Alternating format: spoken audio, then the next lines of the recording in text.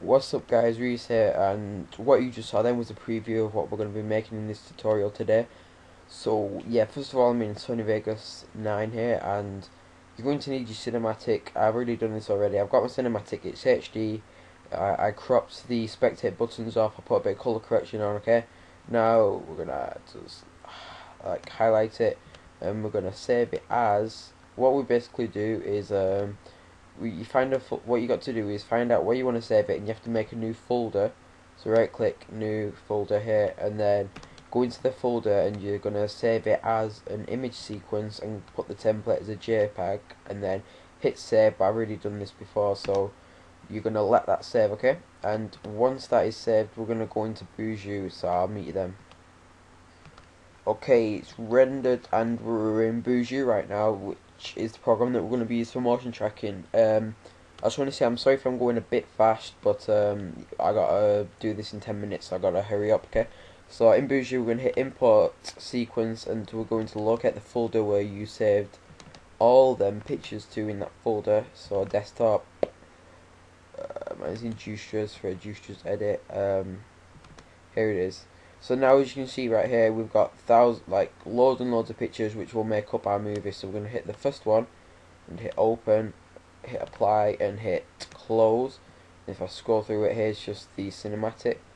Now we're going to hit edit camera and change the frame rate to 29.97. Hit apply and close, and then hit track features, then make sure it's all frames and hit start. And basically what this is going to do is it's just going to quickly track the features. You don't really need to know anything about this at the moment, but yeah, this is going to take about 5 minutes to track, so I'm just going to pause it right here and come back once it's done. Okay, now this is done, as you can see the track feature is done. So now what we're going to do, we're going to hit the next button in line, which is camera solve, and we're going to make sure all frames is checked again, and we're going to check optimize camera path smoothness. Press start, and as you can see now, it's just will be a lot quicker. Look, this is gonna be finished in a couple of minutes, and if this for you goes really slow, that's because it's something to do with either you using a dazzle or something, or the it's not HD or something like that. So yeah, if it just goes really slow, then it's just your clip basically. It's nothing to do with Buju, okay? So I'm going to pause this again and then come back once it's finished. Okay, now this is finished. As you can see, this is a bit more simpler of what you can see here.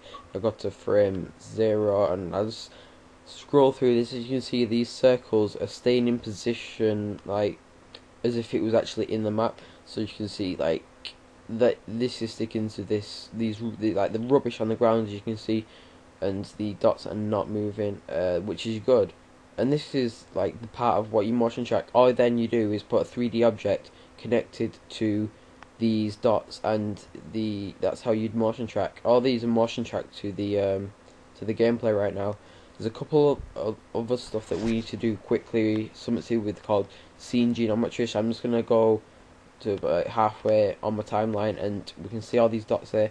And I'm gonna press Control G, or it might be Command G if you're on Mac. I'm not sure. And we're going to hit add coordinate from hint.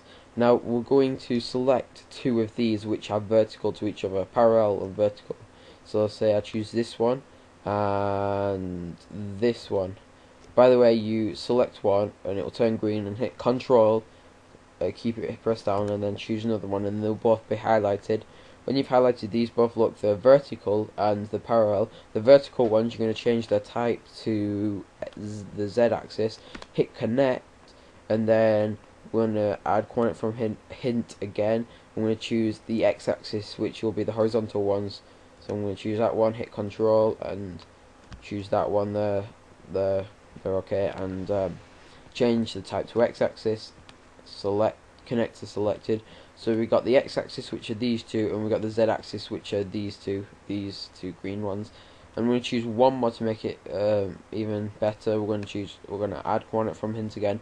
I'm going to choose a middle one, which is about here, and we're going to call this one an origin. And you see, I've only selected one. I'm going to connect that, and then update coordinates to frame. Then that is about it. We're just going to hit export and export camera solve. And I'm going to save it in a folder. and I'll just call it tut, and we're going to change the export type to Cinema 4D, change the scale by scene to 100, hit OK, and the last thing we're going to do is export the sequence, and I'm going to put it in the same folder, but I'm going to call it tut video, and then hit OK, and we'll let this render, and I'll see you in Cinema 4D. Okay, now that this is done, we don't need Bujo anymore, so I'm going to go into Cinema 4D. I'm going to hit File, Open, and we're going to open the tut Cinema 4D file, and make sure it's scaled to 10, not 100. And then we'll have this. I'm just going to drag this arrow out here so we can see the full, all of the timeline. Then we're going to hold down this and select the background, and then go to the materials manager down here, hit File, New Material, and let's go into the material here, and under the texture tab hit Load Image, but we're not going to load the image, we're going to load the tut video that we just rendered. X out of that, I'm going to drag the video onto the background. So now what we've got is we've got this null object here, and if I scroll through it, this null object is motion tracked with the scene. You know, it stays in position. Now there is something that we're going to have to do right now that will allow us to put the shadows onto the floor, okay? And this takes a couple of steps, so I'm just going to show you what we do. So we're going to first of all add a floor, and on the coordinates on the X and the Z axis we're going to bring the make the floor bigger, there, and then we're going to add this same material to the floor and change the projection of the material to frontal, and right click on the floor and hit Cinema 4D tags compositing and uncheck self shadowing and check composite background. Okay, so now if we just quickly render out this, it looks all normal, and don't worry about the side bits, they're not going to be rendered. So now if we put a light in and put shadows on the light and put an object in, you'll see shadows on the floor, which is all good. And I'm just going to show you what we've created. So anything now that we import into Cinema 4D, any 3D object that we make will be motion tracked with this top null.